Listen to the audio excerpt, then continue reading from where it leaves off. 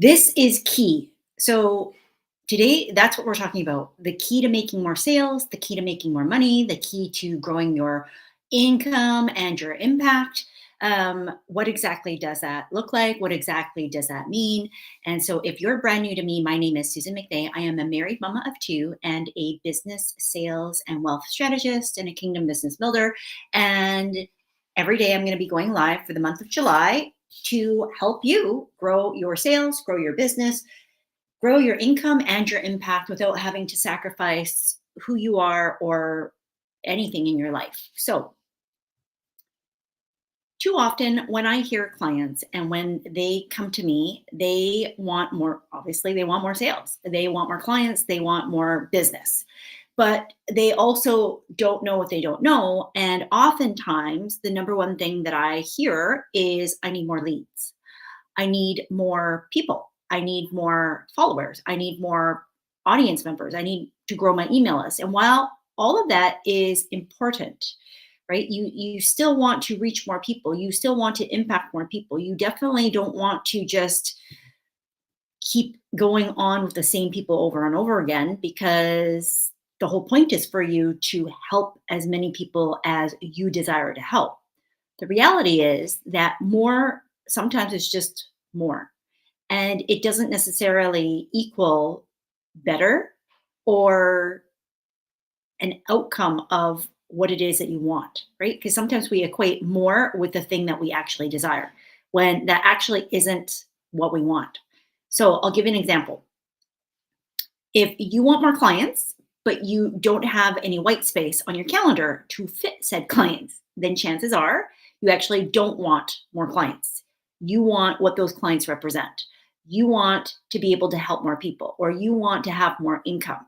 But is there a way that you could make more money, make more impact, make more income, and still not have to sacrifice your calendar, your free time, and your freedom? Probably the answer is yes. Now, how do you do that? Well, that's going to depend because there literally is a million different ways that you could actually do this. And it really is going to depend on what makes the most sense for you, what is the most aligned for you, and what is going to light you up. Now, if you watched yesterday's video, I talked all about the fact that the number one job of your business is not to create fulfillment. It's not. The number one job of your business is to make money, right? And so if you are the sole person responsible for you turning that engine on, so to speak, and making sure that the lights come on and the things work and all the buttons are connecting, then it's your job to make sure that your business does its job. And so if you have a business, number one, then the job of that business, number two, is to make money. Your job as the person who runs the business is to ensure that the business does what it's supposed to do. Okay. And so a byproduct of that business making money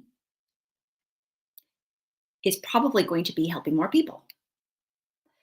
Now, most of the people that I work with, that is the number one thing. Like, yes, you want to make money, but ultimately you're doing this because you want to help more people, right? If that's you, just let me know, right? Just say that's me. Because if you only want to make money and you only want to grow your sales, then I'm probably not the best person to help you. The stuff works, but there's just not going to be congruency between what I am explaining and how you want to operate in the world. But if that explains you, as in you are a servant leader, you desire to help more people, you want to make more money, but at the same time, you want to help as many people as you possibly can, then stay tuned because the things that I'm teaching you will help you to do that. The key to making more sales is not about getting more and more and more and more people.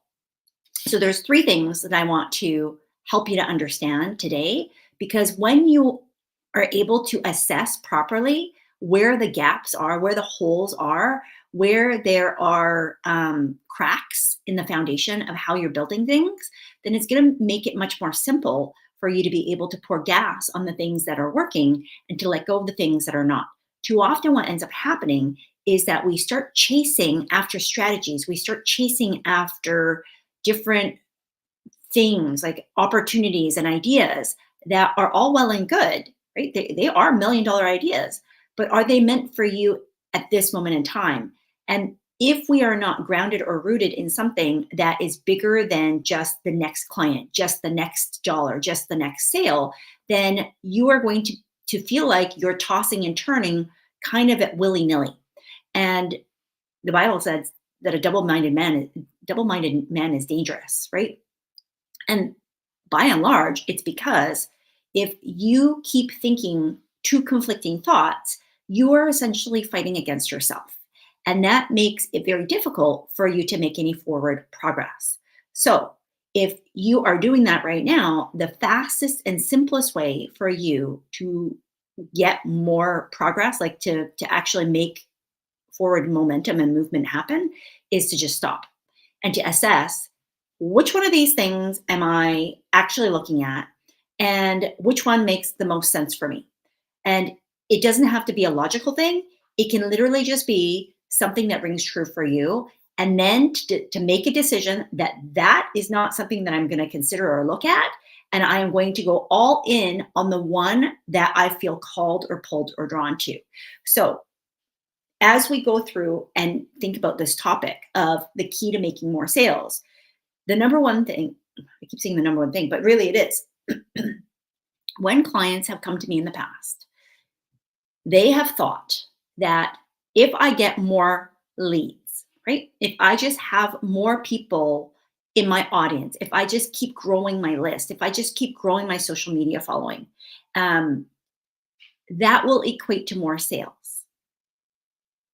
It might, but I have had clients come to me with very large audiences, like 80,000 people in their audience. And I'm sure that, there's people who have millions and billions of people. But at the time, that was a lot, right? And yet struggling to make consistent 5 figures of income in their business. Being an established business owner, right? She was making big months and then not so big months. And there was no rhyme or reason to what was happening. And there were a few critical things that were happening. Number one, she kept saying, my audience is, and I've had 7-figure, 8-figure business owners say the exact same thing to me. I have the wrong people in my audience. They don't want to spend a lot of money. They're not ready to buy the stuff that I have to offer. I can only sell them X, Y, Z. And whatever you believe is going to be true because you're going to align not only your thoughts and your beliefs, but more importantly, the actions that you take and the things that you say out of your mouth. That is all about how you're positioning yourself, your credibility and your authority, your content, and your messaging. And that is going to be reflected in the products and services that you sell and the offers that you put out there, along with the pricing, how you position those products and services for the people that you're here to help. So you become a self-fulfilling prophecy, right? And so whether you believe this or that is kind of irrelevant. You're going to make it such that the outcome is going to be true. Because as soon as you believe that that is what you are going to have, that is the outcome that you are going to drive. Because all of your thoughts, all of your behaviors, all of your actions, all of your corresponding things are going to align to that result, even if it's something that you don't want. So if you believe right now that more leads equals more sales, then you're going to be looking for more leads as a conduit to more sales. But if that's not actually the problem in your business, then that's not going to solve the question mark of how do I get more sales? Does this make sense? Are you tracking with me? So it's easier said than done because a lot of times we are told just, you know, go back from the beginning, like reverse engineer. But I find that there are a lot of people, and this could be you, that struggle with that, especially if this isn't your area of expertise, right? Your area of expertise, chances are, is in the thing that you are created to do, the thing that you are doing inside of your business. And if that's the case, then trying to reverse engineer something that is all about your business, but also is not about the thing that you do in your business. It's about how to make your business run better as a business. That takes a different level of skill set and experience and expertise. And probably, unless you're skilled in it, which very few business owners are, to be frank, then is it no wonder that reverse engineering something for an outcome that you desire, but you don't have entirely the full skill set or capabilities to do so, that you might struggle to identify where those biggest gaps are? And so there's no shame in this game because we can't be an expert in all things. But this is going to require you to have some assistance. Now, here's the good news. Most of the time, if you just go backwards from what does it take for a client to make a sale with you, and then you fill those holes, it's going to be single handedly the simplest, easiest, fastest way for you to make more sales. Okay. So here's an example, a real life example. When I started my business, I ended up having a wait list, right, very quickly. Now, at the time, I could not work full time because I was not well. And so I had maybe about 90 minutes, maximum 2 hours a day, Monday through Friday, okay, that I could actually put towards my business. And at the beginning stages, I couldn't do more than 30 minutes at a time because it literally physically pained me to sit and to type, or to just sit and to be present in order to be able to do the things that I wanted to do. Now, very quickly, my health started to gain traction, which was great.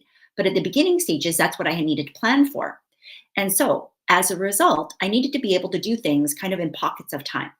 And that meant in order for me to facilitate the sales process that I implemented, which was very simple and based off of like hundreds of millions of dollars that I had helped myself and my clients sell through my career,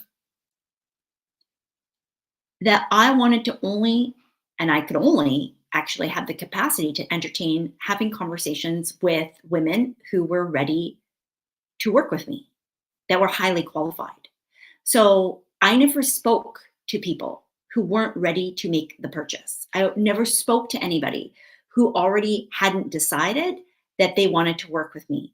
Now, here's the good news. Chances are for you and your business, when people are coming to you, they already have a pretty good idea that they want your help.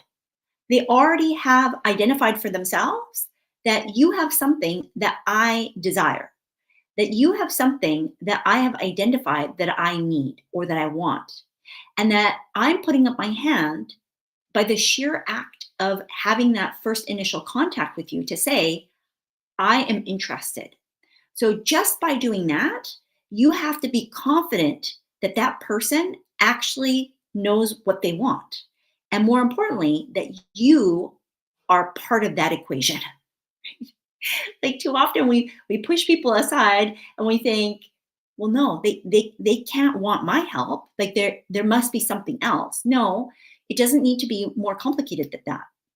Now, the more friction that you put in, meaning the more steps that you put in place between where you are and where your customers eventually need to get to in order to make the sale, the more difficult that you're making things. There's more friction points. So I'll give you an example again. So again, in order for me to pre-qualify these clients, I would have them basically complete an application. So they would have to complete an application, get on a call, and then we would decide if it was a fit. Now, I was working very closely with clients, and so it was equally important for me to identify who was the right fit as it was for them to identify if I was the right person for them. So this was a win-win sort of scenario. Now, I've also done this where I've done it all through text or DM. The mechanism, I don't want you to get hung up on, okay? Whether it's a phone call, a video call, I did these all on Zoom. I've had stuff on Skype, whether you're doing an email exchange or a text or a DM, the actual process, like the mechanism that you're using, is not critical. So the strategy works regardless. It is more important the steps that you're taking and why you're taking them than anything else in this process. So each step of the way means that there's going to be more commitment and more work for the people that are moving through the process. That means that by nature of the friction points, that you automatically are pre-qualifying people. Because if they're not invested in putting in some time or effort, if they're not going to do the work that's required to actually like answer questions, then they're not going to move to the next stage in your sales process, right? And so by way of you just having a higher quality and higher caliber of clients, you will make sales easier for you. It might not be easier for your clientele, right? And so if you are noticing that I have, and you're thinking, well, I need more leads because I'm just not getting enough calls booked, I want you to look at, are you putting up more friction points? Do you have like 10 different steps before somebody can even get booked onto your calendar or even send you a message? Do you make it virtually impossible for people to do business with you simply because you're following a process or a methodology or a framework that somebody else has told you that this works? Of course they work. They all work. There's a million different ways to be able to make more sales. But the key is what's going to work for you, right? And what is going to allow you to feel like you're supporting yourself, your business, your clients, and your potential clients in the processes that you have set up.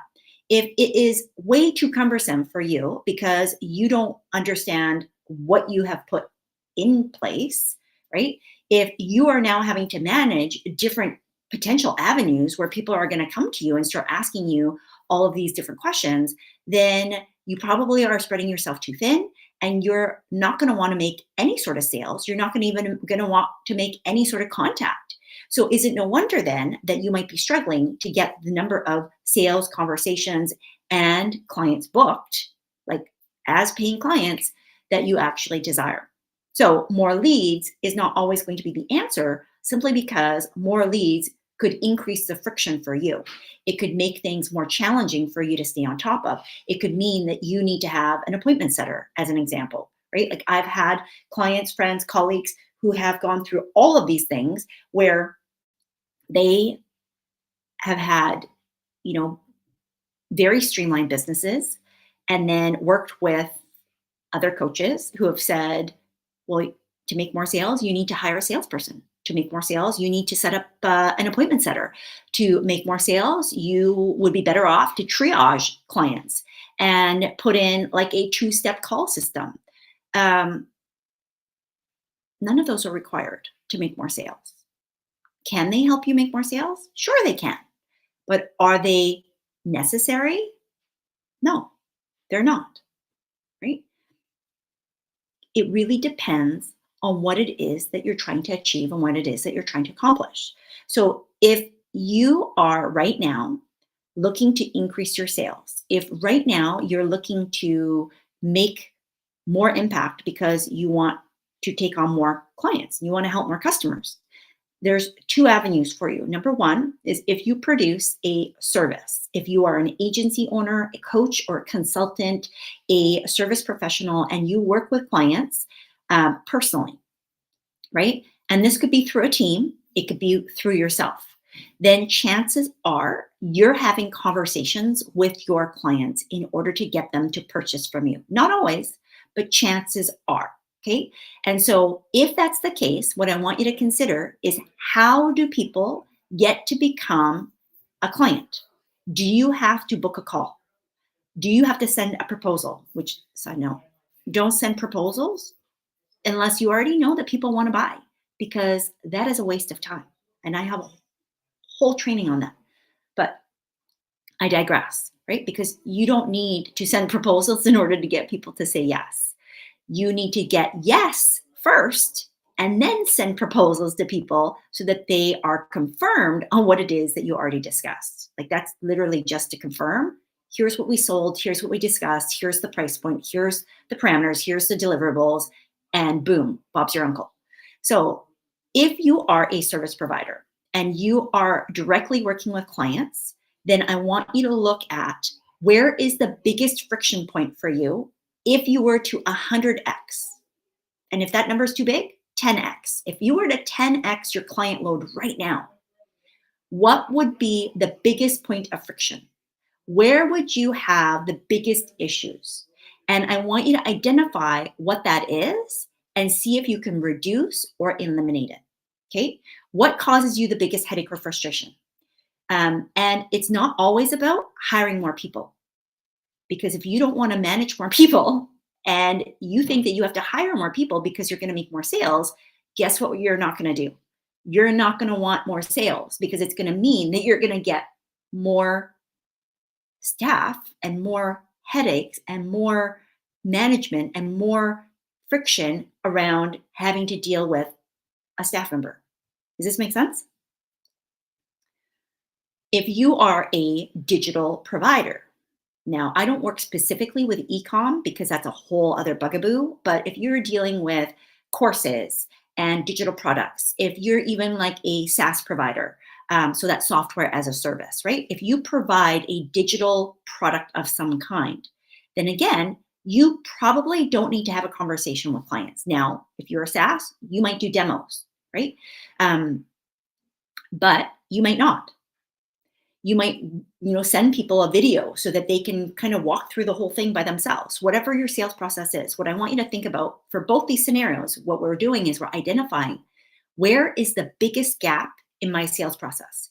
What causes the biggest friction, right? What causes the biggest friction? Hello, Linda. I'm also over on YouTube because God said. So what causes the biggest friction, right? For you and also for your clients. Because oftentimes we think it's one or the other. It's actually both, right? And so if you are going through a digital product sales process, we start at the beginning, which is the end. So in order for somebody to make the purchase from you, what needs to happen? And what would prevent them from actually being able to buy? And sometimes the things that we think are very obvious to us are not so obvious to our customers, right? Sometimes if you have, like, I'll give you a very common example. Oftentimes, because this one change actually helped my client increase her conversion rate on a landing page by 5%, like immediately. We changed the colors. I know that you're thinking, surely that can't be it. I'm telling you right now, that was the only change that we made. We changed the colors of her buttons. That's it. Now, there's a whole color psychology attached to this, but it's really sales psychology. And more importantly than that, it's human behavior. When you look at a page and we're so used to our own brand, our own colors, our own font, that it seems very clear and plain and obvious to us that, of course, that's the button. But if you have that color sprinkled throughout your page, if your audience does not speak your language, meaning they are also, if you're a digital marketer, if you are an agency owner and you're not tailoring your content, your services to a fellow digital creator, a digital marketer, an agency owner, a sales coach, a content manager, a social media marketer, a veterinarian, like whatever it is, right? Like if you're not targeting your content to that same person as you, then you're probably taking for granted that what seems very plain and clear and obvious to you is also plain and clear and obvious to them. It's not. It's not. And so if you are using the same colors and the same fonts, which is great from a branding perspective, and I'm not saying not to do that, but if you want people to buy and that buy button is not clear, it is not plain, it is not obvious, it doesn't literally say buy now, which sometimes we don't use the words buy now, but if it is confusing, right? Like if it makes people go, I don't know what I'm supposed to do on this page. I'm not sure exactly, like this all sounds good, but what do I do now? And you might be wondering, there's something wrong with my offer. Well, is there? Maybe it's not your offer at all. Maybe it's the actual structure, like the logistics of your page. Maybe it's the tech. Maybe they're having a tech issue. Maybe your system is down, right? You won't know until you go and look. You won't know until you go and ask. And I know sometimes it feels like, well, Why bother? But I'm telling you right now, this client came to me. This was years ago now, but it still stands true today, right? That she came to me and said, and I'm telling you right now, she was already working with at the time like a 7, 8 figure coach who really honestly couldn't be bothered to look at her landing page. And as her friend and also her coach for something completely different than what her other coach was working on, he said, "Let me take a look at it." She said, "It's been going for like 48 hours and I've promoted it everywhere that I can think of and nothing. And I can see people are looking at it, but it's not really like I thought I would get so many more people saying yes, but I don't understand what's going on." And so we changed the button color, right? We swapped out colors because it was blending in. And I said, "Your people can't see this. Like it's not very clear and plain that this is a button and that this is something that I need like to click on." So we changed the color. We changed the I just remembered we did change the what's the thing called? The writing on the button, right? The call to action. Um, but it wasn't substantial. It wasn't like night and day. It literally was one thing, like that one piece on the page. And we as soon as we changed it, within 24 hours, it was a 5% increase on the landing page. Now it was a free offer, but she was below the average. Like she was below, I think, 20% for that particular landing page. Typically when I work with clients, we want your landing page. And I've had clients who've said to me, yeah, my landing page is at 40, 50, 60, sometimes higher in terms of conversion, right? So we need to look at the right things at the right time in the right place. And so when you're reverse engineering the gap to your sales, the key to all of this is looking at what does it take for somebody to buy, right? And what would get in the way? And it doesn't need to be complicated. It doesn't need to look pretty. In fact, most of the time, the uglier, and I know this is going to be contradictory, especially in the female entrepreneur space, but the uglier, the better. The clearer, the better. I've had clients who literally have told me, "Susan, I really like that workbook. Like, I know it looks beautiful, but I actually would be fine if it was just like a super simple, ugly, like text document." And I thought, what? Like, I was so proud of this workbook that my team had created. Like, it was beautiful. You can still grab it. It's a strategic business planning workshop. And that workbook alone is worth at least $100 because I paid somebody to create it, right? But at the end of the day, I wanted that. I thought it looked beautiful. But the clients, they didn't care. They wanted the content. The content was valuable, right? And so that's why I share this because sometimes we get so fixated on the things that really don't make the biggest difference, the biggest lift in how we make more sales. It comes down to how you communicate, how you're positioning yourself, and whether or not things work.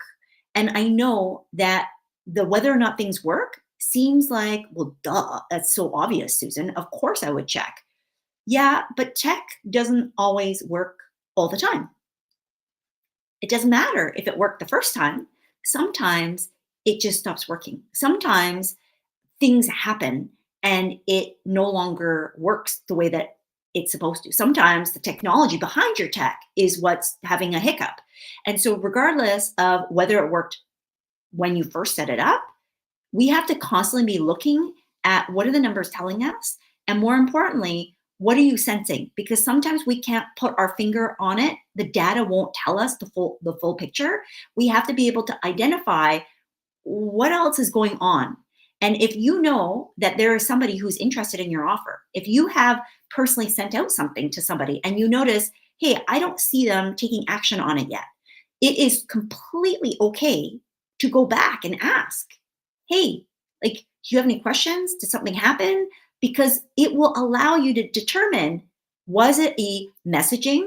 What is a positioning? Was it a packaging, like the actual structure of the offer? Was it a technology, right? Was it a time? Like they just didn't have time to get to it. And it felt like, oh, I need to, sit down and dedicate some time to actually go through this. Because again, that could speak to some of the friction points that you might have created without even realizing that they were there. Okay. So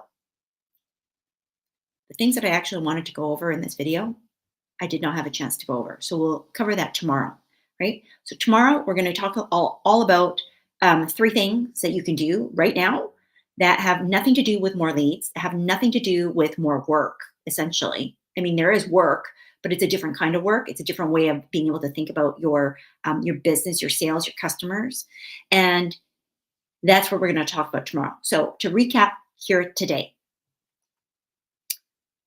the key to more sales is not always more leads. It's not always the thing that you think that you want, right? The number one thing that clients often are asking for, and I've fallen into this trap. I started drinking that Kool-Aid too, even though I know better, right? Because when you start hearing this over and over and over again, you start to believe what you hear. It's why it's so important that we guard our ears and we guard our eyes about the things that we are exposing, because they influence what we think and what we feel and what we believe. And so in the online space in particular, there's a lot of marketers. Well, guess what a marketer's job is? A marketer's job is to help you to get more leads. They don't guarantee whether or not they're going to close to a sale. Now, I don't guarantee whether or not they're going to close to a sale because we don't control people. But at the end of the day, the goal is for you to make more sales. And so if you're going at the front end to just get more and more and more leads, but the quality of those leads aren't great, they're unqualified leads for you, that your messaging or positioning is not aligned to the people that you actually want to buy, that the offers that you have available to purchase, that they are not congruent to the top problems that your customers actually need to get solved, then it's going to make it much harder for you to get the level of sales that you desire. Does this make sense? The more friction points that you put in place, thinking that you are qualifying clients, but you don't know how to qualify clients properly, then all it's going to do is create more friction points. And it's going to slow down. It's going to slow down how many leads get to the bottom, right? And so, there's so many more things that I could talk about here, but we're going to keep this one short. More leads does not equal more sales. Better qualified leads can absolutely help you make more sales. But it's your job to determine who qualifies, number one, because who's your best fit client? And number two, what is the process that people need to follow in order to buy from you? And if you can shortcut that and make it as simple, fast as possible, while still creating the caliber of clients that you desire, then that is ideal. But it does not require a 10-step nurture sequence. It does not require hours and hours and hours of content. It does not require you to spend days and days and days building know, like, and trust.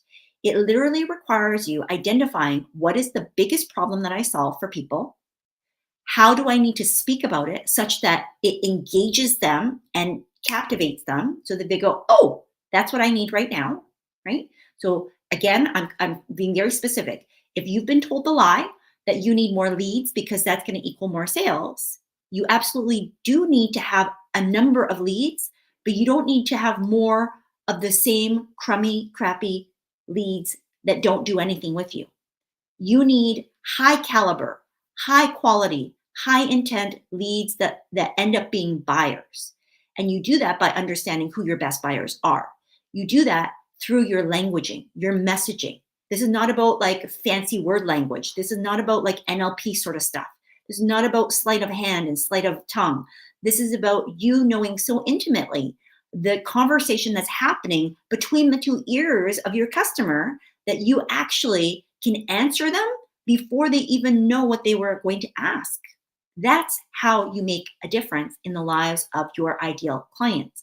That's how you turn somebody from, I don't even know who you are, but wait, I need what you have to offer, and I don't even know what that looks like, but wait, can you just take my money? right? And that you in integrity are going to go, wait, I don't want just your money. I want to truly be able to help you. So, what is it about what I just said that spoke to you? What is it about what I can do for you that actually you need, right?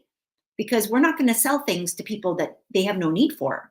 You're going to sell things to people that they need, but you're going to speak to what they want. You're going to speak to that desire. You're going to speak to the things that they know in their heart of hearts.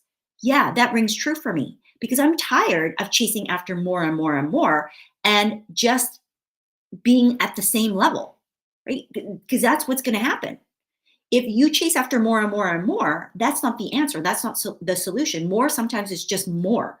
And if you're already having more frustration, more stuff that's not working, then pouring gas on more stuff that doesn't work is simply going to get you more stuff that doesn't work. So you have to be able to identify what isn't working and what is working. And sometimes you need help to do that. Most times you need help to do that because we can't see the bottle, the label from inside the bottle. We have to have an outside perspective from somebody else that can look from the outside in and say, look, did you notice that? Just like what I'm doing with you. I'm saying, look, did you notice that you're getting more leads, but they're not translating into that many more sales? You may have double the leads. I've had clients do this, double, triple, quadruple the leads, but their conversion rate is crummy. And as a result, they just spent a lot of time, a lot of effort, a lot of energy on the front end, and they're not converting those people into customers, into clients, into people whose lives they're going to change. Because that's ultimately what it's about, right? And so they're exhausted and they're losing sight of that financial freedom, let alone time freedom, which is the most important. And they don't have any more of them left to give to try and diagnose what the problem is. And so they're frustrated because they should be further ahead.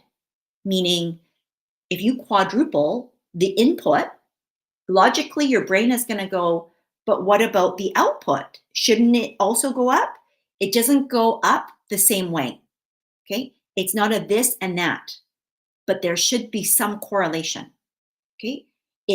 There should be some correlation, but it's not a direct causation, meaning more leads does not equal more sales. There is some correlation, but it is not a causation because there's too many factors around the front end that can impact. And so this is why we go backwards. We work from the end and we go to the beginning and then we match them up. We kind of make a sandwich because we need to know where you are. We need to know where you want to get to. And then we look at what's all the stuff that's happening in the middle. And when you're able to identify those pieces, then it is much easier for us to increase your sales without a lot extra work. In fact, most of the time, you're going to end up doing less work because you're doing so much busy work, extra work, things that don't really produce an outcome because that's what you've been told to do. Does this make sense? Okay. So the key to making more sales, the key to making more money is not about more leads. It's about looking at what is going to get your people to buy and what is preventing them from being able to do that. And once you identify those things, then you do more of that. And that's it. And you just keep doing that and keep doing that and keep doing that.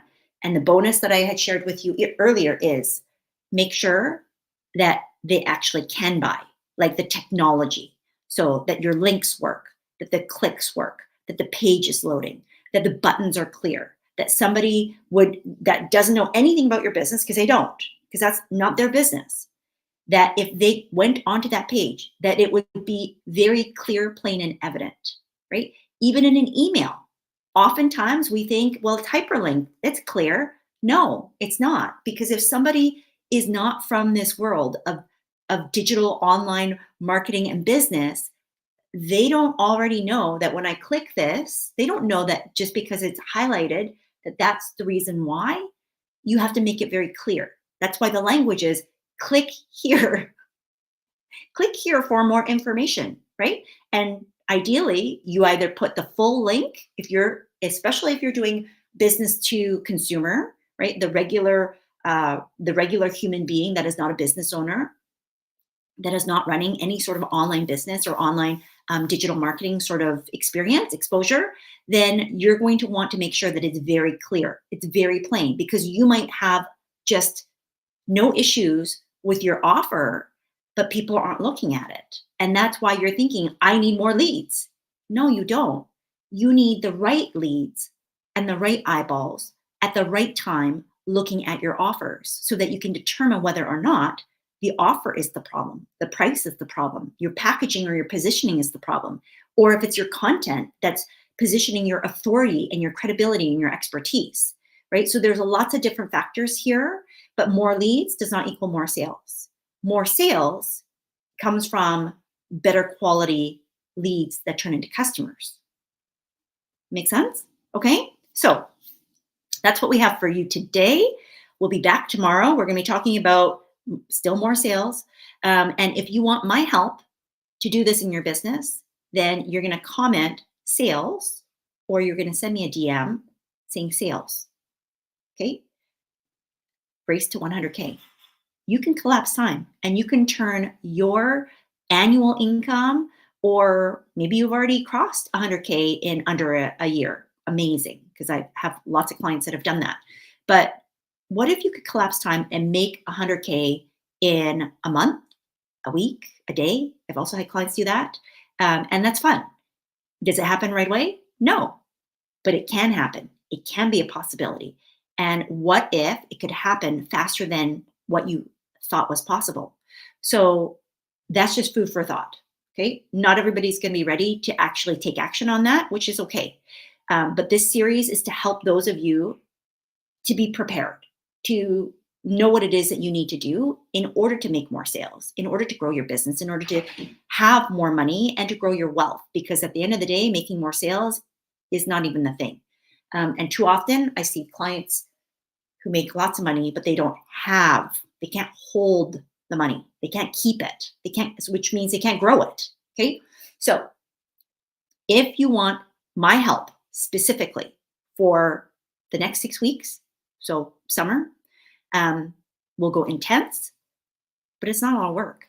It's work, but it's different work, because you're going to have to be able to let go of all the lies, all the disbeliefs, all the things that you thought were true, but actually aren't, that are keeping you trapped, working way harder than you actually need to.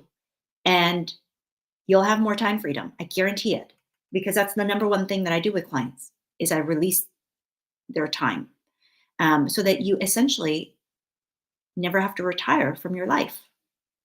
Like, isn't that the goal? While you get paid well. So if that's you, if you want help, if you have the capacity, because not everybody does, and you have the capabilities to produce 100K, right? If you believe that you do, then message me sales and we'll talk, we'll chat. You'll see the same, like, this will be very meta. You'll see the process of like, okay, here are the steps. Because that's part of the reason why it's taken me a week to kind of just get this up and running, because I was testing. Okay, where are people going to fall off? Where are the friction points? What would happen if this? What would happen if that? Okay, did I answer the questions that would be coming through? How would I how do I want people to come through this? Do I want to have a lot of DM messages for this? And so there's no right or wrong answer, right? Because your answer might be different than mine. But I'm just sharing a little bit because somebody needs to hear this, that it doesn't need to be super complicated and you don't have to have it perfect. But you do need to understand the mechanism of how you're leading and guiding people so that you don't get frustrated with your own process, right? And if you do, then you're going to be the biggest restraint and the biggest bottleneck, and probably you are, to you having as many clients and as many sales as you want. And until you identify and address that, you can pay whoever you want, including myself. But until somebody actually sits you down and says, like, how do you want your business to look, and how do you want this to look and feel, and how do you want your day to go when you have these sales coming in, like ching, ching, ching, ching, and all these customers? If you don't want to have your calendar full of calls, but you have created a business that requires more calls with more clients, then you're automatically not going to get more clients because you don't want the outcome of more calls. Does this make sense? If you don't want more emails and yet you have included email support as part of your offers, or you're not sure if your digital products actually are very clear, then you're never going to sell as many as you want because you don't want what comes with it. If you think that it's going to require you to have a huge team or hire an appointment setter or a salesperson or a closer in order to get more high ticket clients, and you don't want to manage more people, then you're never going to have as many clients as you desire for that offer because it's going to require you to have something else that you don't desire. Does this make sense? I don't know who that was for, but we did the recap. Come back tomorrow. I will be talking about how to help you make more sales and the three things that you need to look at that don't require you to have more customers at all. So if you have any customers that are happy with your services, that love what you do, that you love working with, then you're going to want to come back tomorrow. We're going to share those three things. Okay. So if you need my help, again, send sales and we will chat. And if you don't, I'm happy for you too. It's okay, right? Because I'm not for everybody. So with that, we'll be back here tomorrow. Oh, I just heard something. Sorry, that was the Holy Spirit. So if you missed yesterday's video, I want you to go and watch it because it was really good. And during that video, I also had shared we're doing the no like and trust challenge. It's a video challenge. You can do it however you want to do it, and it's informal. But I am going live-ish because it might be pre-recorded some days every single day as part of that challenge that I had given a throwdown. Show up every day for the month of July and see how it changes your life and your business. Just start talking about the thing that you help people with, whatever the topic is, and see how it changes the lives of the people around you. You're going to serve more people. And if you want to serve more people, check. You're going to get more people to reach out to you. So if you want qualified clients, check. I can't guarantee this, but based off of past experience, you're going to make more sales. Check. Okay. That's my free gift to you. Just show up every single day. And if you've been doing that and you're like, Susan, I don't know what's going on because I've been doing that. I've been showing up all the time and nobody seems to buy, then chances are you need my help. Okay. You go and figure that out and you make the decision. I'm here if you need it. But show up every day and see how your life and your business will transform. And if you are participating, if you are doing that, let me know. I would love to encourage you and just cheer you on and just say, hey, I see you and way to go. So with that, we will see you again tomorrow. Bye-bye.